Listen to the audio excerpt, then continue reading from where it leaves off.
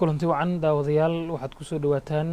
waraysi gaar ah oo aanu la yeelanayno wasiirka arrimaha dibadda Somaliland Sacad Cali Shire oo nagu soo booqday daartan VOA ee magaalada Washington. mudane wasiir marka hore ku soo dhawow VOA. marka xiga waxaan jeclahay in aad warbixin kooban naga siiso ujeedada socdaalka aad ku timid wadankan Mareykanka. bismillaahi raxmaani raxiim. marka ugu horeysa farxad bay tahay inaan idinku imaado studio waan idin salaamayaa idinka iyo intayna daawanaysaba. halkan waxaan imika joogaa waa maalintii afraad. ujeeddadan u yimi runtii waxay ahayd inaan la kulmo madaxda dowladda Mareykanka iyo hay-adaha iyo ashkhaasba inaan la kulmo oo uga warramo horumarka Somaliland ay samaysay iyo dhinaca siyaasadda, dhinaca dhaqaalaha, dhinaca abaaraha laftigeeda. waxaan kaloo inaan la kulmo jaaliyadda reer Somaliland ee halkan degan. si wanaagsan bay noogu dhacday. xubno baarlamaanka ka tirsan laftigeeda waan la kulmay. ilaa imka si wanaagsan ayay shaqaas runtii noogu qabsantay. maxaa kaaga soo baxay kulamadaas markaad la yeelatay markaan eegno dhinaca dowladda Mareykanka iyo xubnaha baarlamaanka ku jira aad ka dhawaajisay? wallahi kulamadaas oo dhan si fiican baa naloo soo dhaweeyey. si wanaagsan baa naloo dhageystay. waxaan runtii aanu u sharaxno u cadaynay danaha ka dhaxeeya labada wadan Somaliland iyo Mareykanka iyo sida loo baahan yahay loo soo xoojiyo. dhaga furan baan la kulanay alxamdulillah. su-aasha xigta arrinta baryahanba aadka loo hadalhayay waxay ahayd heshiiskii shirkadda DP World ee dekadda Berbera. waxaa jiray waxyaabo fara badan oo intii heshiiskaasi uu socday ama lasoo diyaarinayay aanay dadku ka warhaynin, laakiin markii heshiiskii uu dhacay oo uu dhammaaday laga war helay. waa tusaale ahaan saamiga ee dowladda Ethiopia ay ku leedahay dekadda Berbera. bal dadka na daawanaya iyo kuwa na dhagaysanayaba u sharax halka uu ka yimid saamigaas ay Ethiopia ku yeelanayso dekadda Berbera. waxaan doonaa runtii halkan ka cadeeyo heshiiska aanu la galay shirkadda DP World wuxuu ahaa muddo soo socday, mid cid waliba ay la socotay, saxaafadda si ballaaran loogu baahiyey. wax qarsoodiya muu ahayn. dad khubaraaba nala shaqeynaya, looyaraa nala shaqeynaya, cid waliba way ogeyd. waxaa la geeyey arrinkii baarlamankaa la geeyey, waa lagaga dooday, waa la ansixiyey. runtii wax qarsoodiya muu ahayn. heshiiskii la ansixiyey waxaa ku jiray qodob odhanaya labada qaybood amba labada daraf waliba saamiga uu leeyahay cidduu doono wuu la qaybsan karaa haddii cidda kale ogolaato. tagaas baa ku jiray. laakiin wuu waqti haysnaa soo ma? yacniga intaa siduu waqti haysnaa waqtiga dhinaca labada dhinac ka mida uu saamigiisa qoladuu doono siin karo ama ka iibin karo waqti xadidan buu lahaa. maya waxunbuu ahaa un in daraf waliba marka heshiiska la galaba hore baa laga iibin karay. daraf waliba inuu cid kale uu la qaybsan karo saamigiisa hadday cidda kale raalli ka tahay bay ahayd. markii runtii aanu eegnay ujeeddada laga leeyahay ballaarinta dekedda oo runtii cidda loo ballaarinaya dee ugu badan ay isticmaali doontaan waa waddanka Ethiopia. waxa aanu isla garanay runtii inay dani ugu jirto dekedda iyo dhaqdhaqaaqeeda iyo xarakaadkeeda iyo isticmaalkeeda in lagu martigeliyo dowladda Ethiopia laftigeeda. dowladda Ethiopia laftigeeda waxa weeye waa maalgashade. maxay ku yeelanaysaa marka? waxaan u baahanahay maalgashade, amba ha ahaado Imaaraati ha ahaado, amba Ethiopian ha ahaado, amba Mareykan ha ahaado, wuxuu doonaba ha ahaado. waxaan doonaya cid maalgashatay maxaa idhahdaa dekedda. wax laysa siinayaa ma jiraan. cid waliba saamigeeda la baxaysa wixii kusoo hagaagay maalgashiyana dee way la imanaysaa. maxay tahay hawsha DP World marka haddii Ethiopian ay maal gashanayso? DP World heshiiskii aabbaha ahaa iyada ku jirto, ujeeddaduna ay ahayd laga dhawaajiyey in iyadu horumarinayso oo ay maalgelinayso dekadda oo ay dekad caalamiya ka dhigayso. Ethiopia halkee bay ka soo gashay? halkaa runtii waxaan jeclaan yara waadixiyo. dekedda waxa maamulaya shirkad la wada leeyahay. maaha DP World baa maamulaysa, waa shirkad la wada leeyahay. shirkadda waxaa la yidhahdaa DP World Berbera. waxaa wada leh iminka DP World baa wada leh iyo Somaliland. laakiin waxaanu ku heshiinay guud ahaan tafaahum baanu gaadhnay guud inay Ethiopiana ka soo qayb geli karto. markay ka soo qaybtan waxbay qayb ka noqonaysaa shirkadda maamulaysa la wada leeyahay ayuunbay qayb ka noqonaysaa shirkaddana waxa dee maamulaya saddex geesood ay noqonaysaa shirkad saddex geesood may noqonaysaa heshiiska markii baarlamanka la marinayey waatii buuq fara badan uu ka dhacay xildhibaanada qaar waatay ku doodayeen iyo sharci yaqaano hargeysa jooga in heshiiska la hor keena baarlamanka oo waxaa la hor keenay aanu heshiiskii ahayn si ay u akhriyaan waxaa muuqatay in si degdega heshiiskii lagu mariyey baarlamanka oo uu ansixiyey ma moodaa marka in arrintan la daboolayay ilaa inta heshiiska uu ka dhaqan galo oo baarlamanka uu ka ansixiyo waxaan doonaya arrinka inaan kuu caddeeyo inaan arrinkaasi aanu jirin wax la qarinayey oo la doonayay mar dambe jeebka in lagala soo baxaa runtii ma aanay jirin heshiis weliba tiirar buu leeyahy wixii baarlamanka la geeyey waxaa tiirarkii heshiiska waa laga munaaqashooday waa laga dooday waa la ansixiyey tiirarkaa waxaa ka mid a saan kuu sheegayba optionka odhanaya amba doorashada odhanaysa labada daraf cid waliba saamiga ay leedahay cid kale la qaybsan kartaa marka runtii wax ka duwan maaha fundamentally wixii lagu heshiiyey lagu ansixiyey baarlamanka waayahay haddaan u nimaadno airboortka berbera iyo saldhigga dowladda imaaraadka ee carabtu ay halkaasi ka samaysanayso waxaa la hadal hayaa in dhowaan heshiiskaas isaguna uu dhaqan geli doono oo isticmaalkii ama adeegsigii imaaraadku uu bilaabi doono ee airboortka berbera duulaanna halkaasi ay ka qaadi doonaan sida warbaahin adiga ku soo xiganaysa oo dalkan maraykanka ay sheegeen arrintaasi ma jirtaa in imaaraadku uu kaga duulayo airboortka berbera yeman iyo xuutiyiinta horta airboortka waxa loo isticmaalaya waxa weeye waa meel ay ciidanku isticmaali doonaan dabcan mar hadduu dee airboort yahayna diyaaradana way isticmaali doonaan oo rayida maya diyaaradii ma isticmaalayaan waa militariya airboort madaar cusub baa la sameynayaa oo ay leeyihiin civilian diyaarada civilian saldhigyadu waxay leeyihin ujeedooyin fara badan ma lahoo keliya in meel lagaga duulo meel lasoo duqeeyo mararka qaarkood waxay noqdaan meelo laisku tababaro mararka qaarkood waxa weeye surveillance amba sahan meel laga sameeyo mararka qaarkood waxay backup garayeen operations kale iminkaba imaaraadku waxay saldhig ku leeyihiin casab eritrea ayay ku leeyihiin wixii ay uga baahan yihiin meel ka doona casab baana uga dhow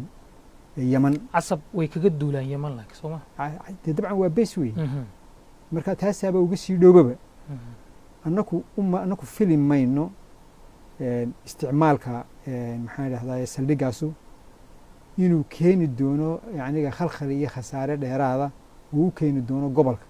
annaku runtii fili mayno waxaanu ka eegnaanaa haddaad runta doonayso waa dhinaca fawaa'idka iyo dhaqaalaha arrinka dagaalka ka socda yeman insha allah waxaan rajeynaa inuu ku dhammaado wada hadal iyo nabad annagu xaggaanu ka eegaynaa waxa weeye waa horumarka la socda saldhigga horumarkaa waxaa ugu horeeya oo ka mida waddo laga sameynayo berbera ilaa iyo wajaale waxaa ka mida madaar kaloo la dhisaayo waxaa ka mida mashaariic caafimaad mashaariic maxaa waxbarasho mashaariic biyo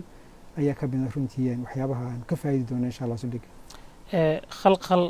dhinaca ammaanka ah inaanu keenaynin baad sheegtay saldhiggaasi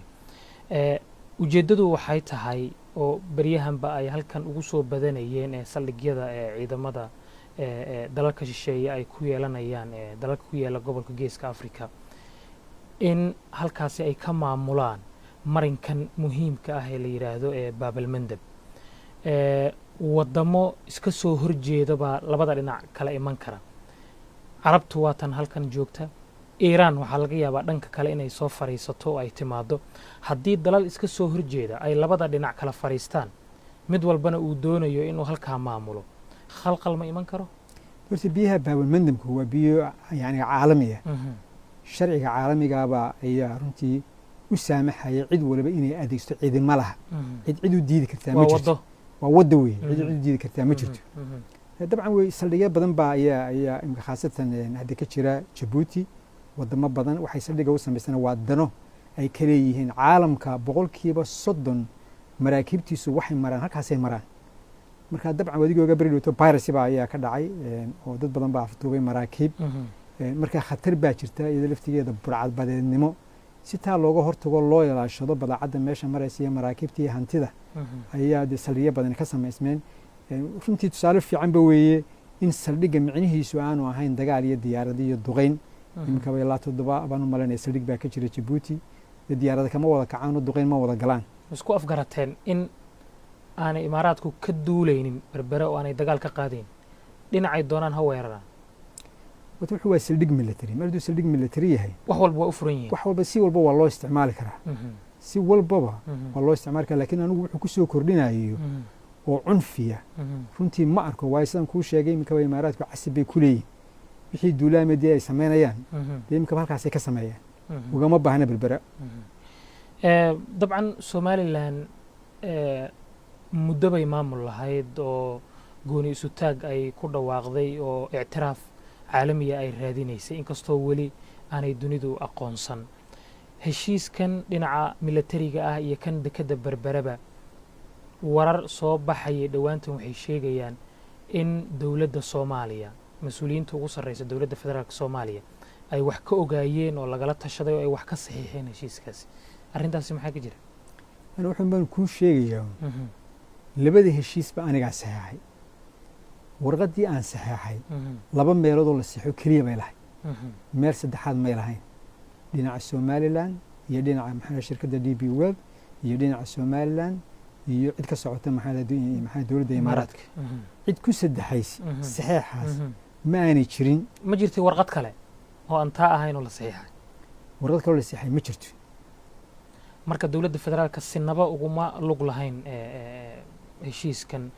somalilan iyo imaaraadka dhex maray anugu waxaan kuu sheegan heshiiskaanu gallay annaka iyo imaaraadka iyo annaka iyo DP World waxaanu ku gallay heshiis laba darafa ayaanu ku gallay soomaaliya berberi soomaaliya kuma taalo berberi somaliland bay ku taallaa soomaaliya dee waxay ka talaysaa soomaaliya somaliland dowladdeeda iyo baarlamankeeduna waxay ka taliyaan somaliland laakiin dunidu maadaama aanay weli idin aqoonsan sow berbera dhul soomaaliya ka tirsan uma taqaano maadaama aadan weli aqoonsi helin horta runtii dee markii ugu horreysay aanu heshiis la gallo cid kale maba ahaba cid waliba waxay og tahay xaqiiqda taalla dhulku waxa weeye magaalada berbera waxay hoos timaadaa waxay ka mid tahay dalka somalilan waxa maamula oo xukuma dowladda somalilan waxa wax laga weydiiyaa oo lagala heshiiyaa waa dowladda somalilan dowlad kale maaha waaya haddii aan heshiiskaas halkaas uga baxno ma waxaa jira cabsi maamulka somalilan uu qabo oo ah in dowladda federaalka soomaaliya ay awood ku maquuniso sidii ay ugu soo celin lahayd midnimada soomaaliya cabsi noocaasi ma jirtaa maya somalilan dadkeedu waxay go'aansadeen 1991kii inay gooni isu taagaan iyagoo markaa eegaya dhibaatadii ka soo gaadhay 30 sannadood ay wada jireen iminka waxaa ka soo wareegtay 26 sannadood baa ka soo wareegtay somalilan waa wadan waa runtaa yaniga kursi kuma laha AU-da amba kursi kuma laha UN-ta laakiin jiritaankeeda dee cid walba way ictiraafsanta cid walba way arkaysaa waa wadan booliiskiisa leh oo ciidankiisa leh oo dadkiisa iyo shicibkiisa iyo dhaqaalihiisa leh cid khasbi kartaa ma jirto waaya maadaama aanay jirin cabsi ku aadan in dowladda federaalka soomaaliya ay idin muquuniso maxaa keenay in madaxweynaha jamhuuriyadda somalilan uu yidhaahdo amaba uu ka hadlo weliba si cod dheera uu dunida uga codsado in aanan cunaqabataynta dhinaca hubka laga qaadin soomaaliya hubka iyo warwarkiisa annagoo keliyaba maaha haddii meel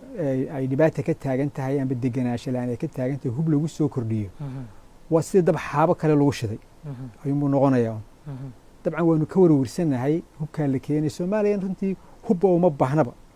guri walba wuu yaala dukaan walba wuu yaala meher walba meel kastaba wuu yaala shacabka soomaaliyeed waxay u arki karaan somalilan inay ka soo horjeedo in ay soomaaliya degto oo ay nabad noqoto maadaama cunaqabatayntii hubka oo dowladda federaalka soomaaliyeed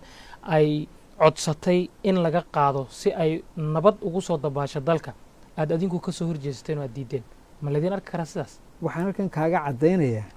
inaanu jecelahay soomaaliya inay degto oo nabad noqoto oo barwaaqo ku noolaato annaka dan baa noogu jirta deganaansho la-aanteedii iyo dhibkeedii dani nooguma jirta annaga laakiin waxaanu qabnaa waddanka hub baa ka buuxa waxaanu anaku cabsi ka qabnaa hubkaa cusub ee la keenayo in loo isticmaali karo si toos iyo si dadbanbaba in lagu dhibaateeyo dadka reer somalilan dabcan anagoo keliyaba maaha laakiin gobolkao dhanba uu ka qaba laakiin dowlad gobolka ka tirsan oo weli ka hadashay ma jirto oo tiri yaan cunaqabataynta hubka laga qaadin soomaaliya una malayn maayo in hub la keenaa uu xalilayo mushkiladda soomaaliya mushkiladda soomaaliya waxay u baahan tahay dadku inay dhexdooda ay ka heshiiyaan si anaku baanu samaynay waxay u baahan tahay dowlad bay u baahan tahay tayale oo sharciga iyo nidaamka ku dhaqanta waxaa loo baahan yahay in maleeshiyooyinka iyo hubka laga ururiyo demobilization in la sameeyo ayaa loo baahan yahay laakiin hub dibadda laga keeno keligii mid xalilaya maaha mashaakilka maanta jira waayahay wadahadal baa jiray u dhexeeyey dowladda federaalka iyo somalilan halkee buu ku dambeeyey wadahadalkaas shirkii ugu dambeeyey waxaanu ku galnay ankara bishii abril 2016 bay ahayd waxaanu isla garanay in dub loo dhigo ilaa iyo inta dowlad cusub laga dooranayo soomaaliya iminka dee madaxweyne cusubba ayaa la doortay dowlad cusub buu soo dhisay waxaan jecelay buu yidhi oo runtii aan doonay inaan sii wado wadahadalkii annaku weli wadahadalkii diyaar baanuu nahay nasiib darro 2012 ilaa iyo 2015 wax midha dhalah oo la taaban karo iminka waan kuu sheegi karo runtii kamay dhalanin laakiin waxaan rajaynayaa inay mataqaana siniyada dowladdu haddii iyadu saa raalli ka tahay in wadahadalla dub loogu furo ujeeddada wadahadalkuna waxa weeye sidii meel laysula dhigi lahaa masiirkaas oo ah xagga somalilan sidii aynu u dhisi lahayn oo geeska afrika uga dhisi lahayn waddamo xora oo ay somaliland ka mid tahay oo iskaashi iyo wadajir iyo mataqaana dhaqaale maxaan idhahdaa isu furan leh annaga taa wey runtii ujeeddadeedu waayahay muddo dheer baa ka soo wareegatay waqtigii somalilan ay gooni isu taag ku dhawaaqday ilaa iyo haddana aqoonsi ma jiro intee buu marayaa hanaanku halkee buu marayaa si goormaadse is leedahay somalilan aqoonsi buuxa bay dunida ka heli kartaa horta marka ugu horeysaa gooni isu taagnimada xitaa haddii aan iminka aanan weli lana ictiraafin kumaanaan khasaarina waa ka faa'idin nabad baanu ku helay dowladnimaanu ku helay harumar baanu ku helay wax kastoo runtii himaladayada ahayd baanu ku helay oo gooni isu taagnimadu ayna siisay waxa noo bedelayana runtii ma aragno ma jiraan amba nooga wanaagsan ictiraafkuna wuu imanayaa cid kastoo aanu la kulanno oo aanu u sheegno arrinka somalilan cid kastaaba runtii way soo dhoweysaa waxa weeye waa a matter of time yani waqti un bay naga xigeen insha allah waxaan aad ugu kalsoonahay inaan muddo badan la sugi doonin ictiraafka somalilan yuu ku xiran yahay marka ictiraafka somalilan ma somalilan ma beesha caalamka mise soomaaliya sidaanu u doonana wuu ku xidhan yahay caalamka sidaan u qancinana wuu ku xidhan yahay dowladda soomaaliya waxba idinkagama xirna ila cid baa ku ictiraafaysay dowladda soomaaliya waxaanu jecellahay inay nala aragto in ictiraafka somalilan iyo gooniisutaaga somalilan uu dan u yahay soomaaliya laftigeeda annagoo kale dan noomaaha gobolkoo dhan buu dan u yahay soomaaliyana dan buu u yahay wax badan baanu soomaaliya tari karaa oo la qaybsan karo waayarnimo ah aad baad u mahadsan tahay adigaa mudan kaasi wuxuu ahaa wasiirka arrimaha dibadda somalilan sacad cali shire oo nagu soo booqday daarta v o a ee washington